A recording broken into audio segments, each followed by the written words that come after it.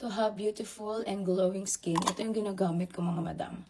Wala kasi tayong glass skin set and ang dami naghahanap ngayon. Pero meron tayong mga bigger size. Ito yung nasa glass skin set natin which is 30 ml and same lang sila. And ito yung 50 ml natin. Ito ay may instant glass skin finish. Tapos nakaka-firm ng skin, nakaka-glowing, hindi nakaka-nipis siya ng skin barrier at nakaka-lighten ng mga dark spot. Nakaka-prevent din siya ng breakout.